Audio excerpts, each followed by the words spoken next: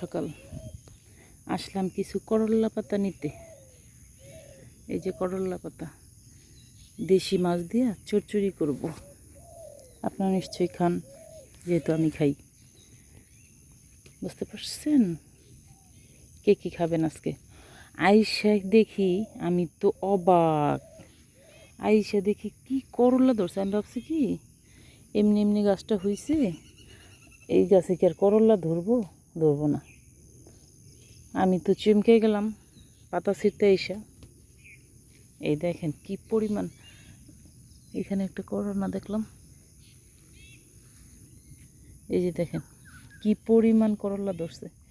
এই যে একটা, মানে আমি তো টাসকে খেয়ে গেলাম। এই যে দেখেন, এই যে এই যে এই যে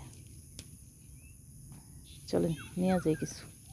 পাইছি যখন কিছু ঘুরতে যেয়ে সাপ পাইলাম, এরকম একটা বিষয় হইল। একদম পাতা ছিঁড়তে এসে দেখেন ফল পেয়ে গেলাম, সবজি পেয়ে গেলাম। দেখছেন, আর একটু থাকলে নষ্ট হয়ে যেত। নষ্ট হয়ে গেছে কিনা ভিতরে আমি তো জানি না। নিচে করলা ধরছে, খুঁজে খুঁজে দেখি আসছে কিনা আরো।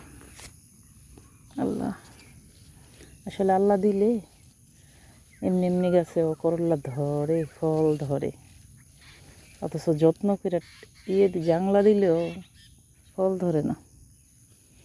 ভোরবেলা, এখন 6:30 বাজে, পাখির ডাক। এই যে দেখেন চারিদিকে পাখির ডাক। করল্লা কই আর আছে কিনা দেখি।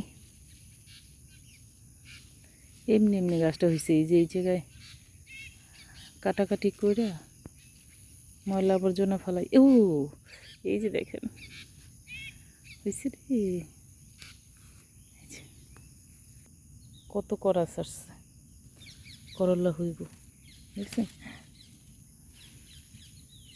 মাশাল্লাহ মাশাল্লাহ, আলহামদুলিল্লাহ। আল্লাহ, এই যে একটা করল্লা। আল্লাহ, তুমি সত্যি মহান। তুমি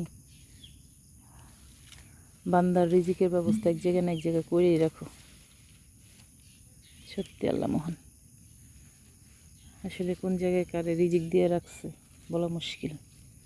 দেখছেন কি সুন্দর করল্লা পাইলাম। আর নাই বোধহয়, দেখি।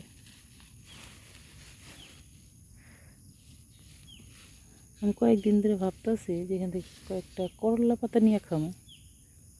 আজকে এসে দেখি করল্লাই ধরছে।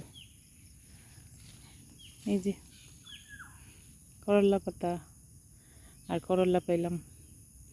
ওই যে সূর্য মামা উঠে গেছে।